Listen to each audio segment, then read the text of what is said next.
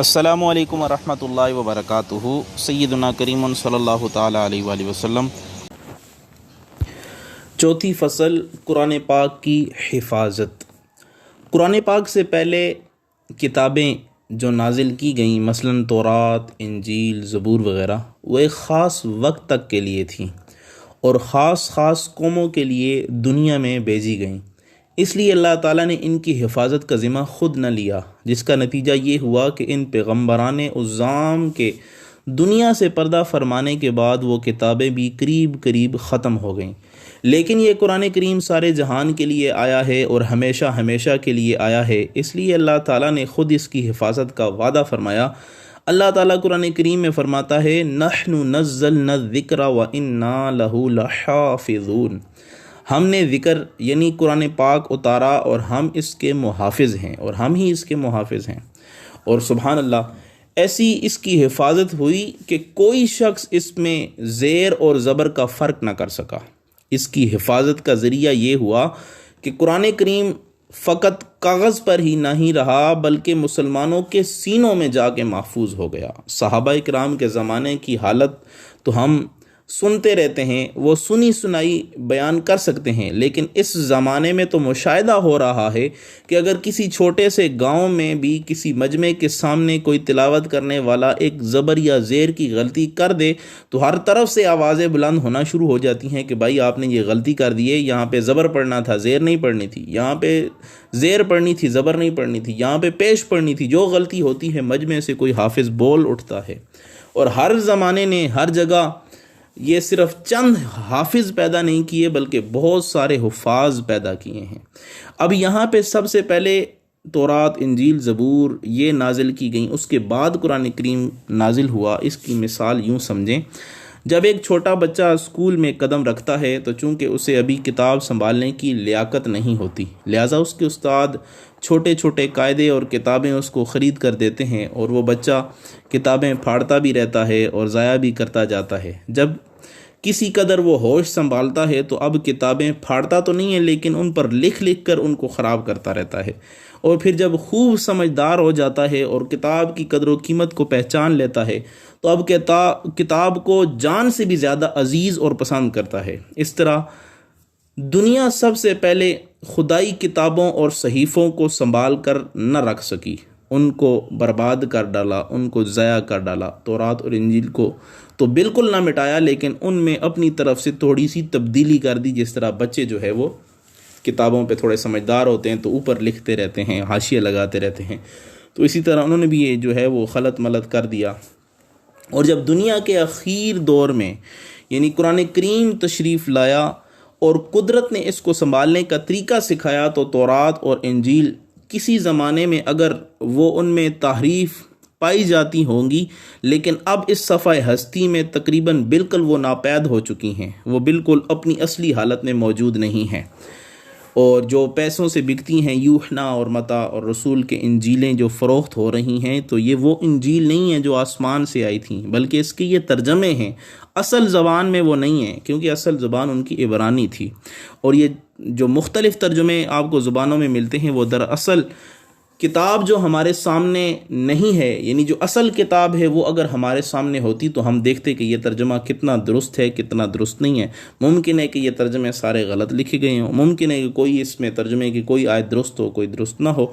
तो हमें ये पता चलता है कि ये जितने भी थे ये अपने असली हालत में मौजूद नहीं है, सब में तहरीफ हो चुकी है, खलत मलत हो चुके हैं। और जो साहिब कुरान अलैहिस्सलातु वस्सलाम पे कुरान उतरा तो किताबें तो क्या बाकी रहती, ज़ुबान इब्रानी जो है वो भी बाकी न रही तो वो असल किताब कैसे बाकी रहती, वो तो सारी दुनिया से गायब हो गई हैं।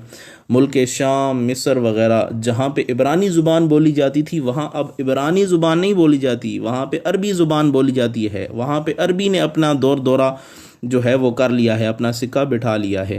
तो अब पाकिस्तान में, हिंदुस्तान में, इर्द गिर्द में लाखों की तादाद में अरबी दान मौजूद हैं, लेकिन कोई भी एक जो है वो इब्रानी जानने वाला भी नहीं है। हत्ता कि जो यहूदियों और ईसाइयों के मिशन स्कूल होते हैं उनमें इंजील तो पढ़ाई जाती है, मगर अफसोस कि इब्रानी और सुरयानी ज़ुबानें वहाँ पे भी गायब हैं।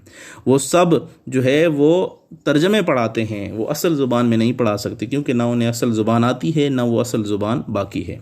तो सब कुरान पाक और ये साहिब लौलाक सल्लल्लाहु ताला अलैहि वसल्लम की बरकत है। और हैरत यह है कि कुरान पाक के अल्फाज महफूज हैं, इसके पढ़ने के तरीके भी महफूज हैं, इसकी किरात और तजवीद भी महफूज है। इसमें जो हरूफ हैं सीन, स्वाद, ता, त्वा, काफ, कौफ, दाल, द्वाद, ज़ा, मद, शद, जो कुछ भी है इसको पढ़ने के तरीके जो है वो तहरीर में मौजूद हैं। वो पढ़ने का तरीका भी बताया गया है कि इसको ऐसे करके पढ़ना है, इसको लंबा करके पढ़ना है, इसको मोटा करके पढ़ना है, इसको बारीक करके पढ़ना है। यहाँ तक कि लिखने के तरीके भी बताए गए हैं कि बिस्मिल्लाहिर्रहमानिर्रहीम में जो सीन है, बिस्मिल्लाह में जो सीन है लंबा करना है, मीम को गोल लिखना है। किसी कुरान पाक में सीन छोटा करके ना लिखा जाए, बल्कि इसको जो है वो पूरा एक तरतीब से लिखा जाता है। और इसी तरह जो इल्म नहव है या इल्म सर्फ है, अगर उनमें अंदाज़ा लगाया जाए, उनके हिसाब से उनके कवायद की रूसी देखे जाएँ, तो बाद दफ़ा कुरान करीम के ऐसे अल्फाज हैं जो नहवी कवायद के ख़िलाफ़ हैं, लेकिन कुरान असल है। मसलन बिअसल इस्मुल फुसूक, हम इसको अल इस्मुल फुसूक नहीं पढ़ते, बिअसल इस्मुल फुसूक पढ़ते हैं, लेकिन यहाँ पे अलिफ लाम लिखा जाता है।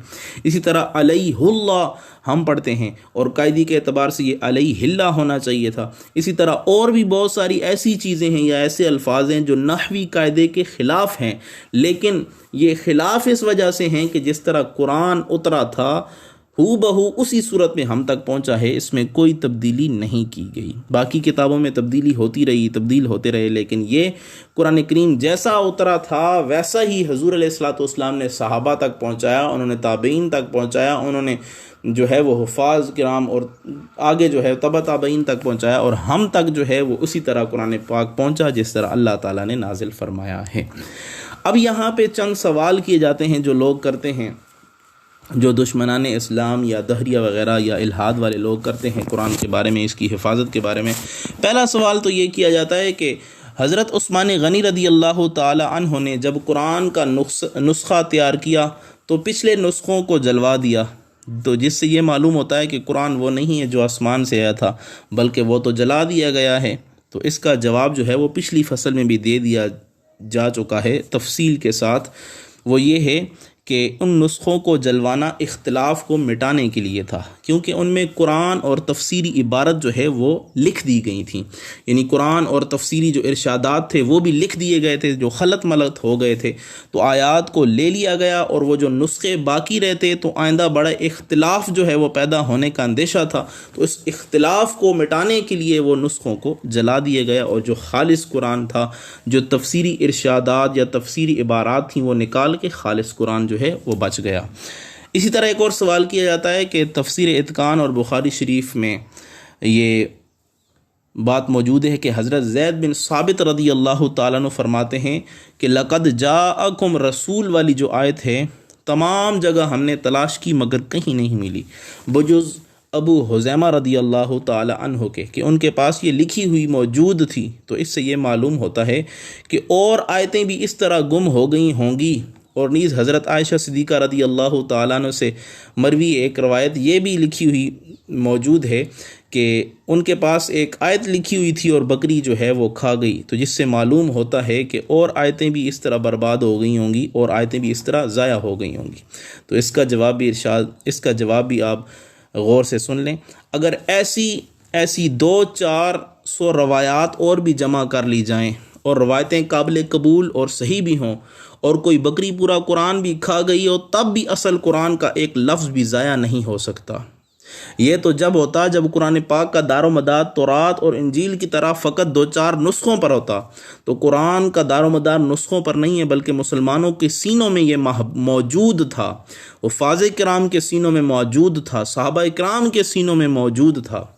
और वो सहाबा इकराम का ज़माना था। अगर आज भी दुनिया से कुरान पाक के सारे नुस्खे ख़त्म कर दिए जाएं, नापैद हो जाएं, तो पाकिस्तान, हिंदुस्तान और मुसलमानों के जितने भी हुफ़ाज़ किराम हैं उनको, या किसी मामूली से एक छोटे से गांव में एक छोटा सा बच्चा जो हाफिज़ कुरान है वो भी कुरान करीम को बेआईनी ही उसी तरह लिखवा सकता है जिस तरह हुज़ूर अलैहिस्सलातु वस्सलाम पे कुरान नाजिल किया गया और जिस तरह हुज़ूर अलैहिस्सलातु वस्सलाम ने आगे कुरान करीम को सहाबा को लिखवाया। अब एक और सवाल ये किया जाता है कि मुसलमान ख़ुद मानते हैं कि कुरान पाक की बहुत सी आयतें मनसूख हैं, मसलन सूरह यासीन और सूरह बकरा के बराबर थी, यानी सूरह यासीन सूरह बकरा के बराबर थी, लेकिन नस्ख वग़ैरह होकर यानी कट कटाकर इतनी बाकी रहती है। तो मालूम हुआ कि कुरान बेअनी ही वो नहीं है जो आसमान से आया था, बल्कि इसमें बहुत सी तब्दीली हो चुकी है। तो इसका जवाब भी गौर से समाअत फरमाएँ। तहरीर के माना ये हैं कि उसको लिखना, और तहरीफ़ के माना ये हैं कि किताब वाले की गैर मौजूदगी में उसके बग़ैर मर्ज़ी उसकी किताब में कमी या ज़्यादती कर दी जाए तो ये तहरीफ़ कहलाती है। लेकिन अगर साहिब किताब ही अपनी मर्ज़ी से अपनी किताब में कुछ कमी कर दे या कुछ बढ़ा दे तो इसको कोई बेवकूफ़ तहरीफ़ नहीं कहेगा। मैं मसलन एक मिसाल देता हूँ। एक तबीब नुस्खा लिखता है, बीमार अपनी तरफ से अगर उसमें दवाइयाँ घटा दे बढ़ा दे तो वो मरीज़ यकीनन मुजरिम है और मर भी सकता है। लेकिन अगर तबीब ही मरीज़ की हालत में तब्दीली की बिना पर अपने नुस्खे में कुछ तब्दीली कर दे, और तबीब की काबिलियत और नुस्खे की मुकम्मल होने की ये दलील है कि मरीज़ की सेहत को देख के उसने कुछ नुस्खे कम कर दिए हैं या ज़्यादा कर दिए हैं, तो इसी तरह जब उस नुस्खे में एक तबीब उसमें तहरीर में तब्दीली करेगा तो ये तहरीफ़ नहीं कहलाती। तो इसी तरह कुरान पाक में जो हुआ कि बाद सूरतों के हालात के मुताबिक ख़ुद कुरान मजीद भेजने वाले अल्लाह ताला की तरफ से ही अहकाम बदले गए, और नस्ख की पूरी जो आयात है, मसलन पहले ये हुक्म था अब ये वाला हुक्म है, तो इसको भी हम तहरीफ़ नहीं कह सकते, बल्कि ये अल्लाह ताला का हुक्म है और अल्लाह ताला की तरफ से है। अब एक और सवाल भी ये किया जाता है कि मुसलमानों की बाज़ जमातें जो हैं, जिस तरह के शिया वग़ैरह कहते हैं कि कुरान पाक में 10 पारे गुम कर दिए गए हैं, और कुरान पाक में सूरह हसनैन, सूरह अली और सूरह फ़ातिमा भी थीं, पता नहीं लगता कि वो कहाँ गई, कहाँ गायब हो गई। तो पहली बात तो ये है, किसी बेवकूफ़ शिया ने ये गप हांगी होगी। अगर मुहक्किकीन शिया जो बड़े बड़े शिया हैं उनको अगर देखा जाए तो वो अपनी बड़ी बड़ी किताबों में, मसलन मुल्ला सद्दीक जो है, शरह कलीनी है, इसी तरह मोहम्मद इब्न हसन है, शेख सुद्दूक है, अबू जाफ़र है, उन्होंने अपनी किताबों में ये बात लिखी है और साबित किया है कि इस अकीदे से अगर कोई ये कहे कि कुरान करीम असल शक्ल में मौजूद नहीं है बल्कि उसमें तारीफ़ कर दी गई है या 10 सिपारे किसी ने खा लिए हैं, तो वो भी ये इस बात पे जो है वो साबित करते हैं और कहते हैं कि इस तरह अहले बैत उज़्ज़ाम के इस्लाम की ही खैर नहीं रहेगी। क्योंकि फिर ये सवाल होगा कि अहले बैत अतहार रिदवानुल्लाहि ताला अलैहिम अजमाइन ने इस तब्दील शुदा कुरान को अपनी नमाज़ों में क्यों पढ़ा और इससे अहकाम क्यों जारी फरमाए, और कुरान पाक को तहरीफ़ होता हुआ देख कर खामोशी क्यों इख्तियार की, क्यों न सरबकफ होकर मैदान में निकले और कुरान पाक की हिफाजत फरमाई। अगर वो इस काम को करते तो तमाम मुसलमान इनकी इमदाद करते, इनकी मदद करते, अगर ना भी करते तो खुदा तो इनकी मदद करता, खुदा भी इमदाद करता, और जान जाती तो शहीद हो जाते। जब मसला खिलाफत के लिए अमीर मुआविया रदी अल्लाह ताला अन्हो और हज़रत आयशा सिद्दीक़ा रदी अल्लाह ताला अन्हा से जंग हो सकती थी, तो हिफाजत कुरान के लिए खुलफाए सलासा से भी जंग हो सकती थी। और अगर कुछ भी ना होता तो हज़रत अली रदी अल्लाह ताला अन्हु का ज़माना खिलाफत सब के बाद था, 3 खुलफा के बाद था।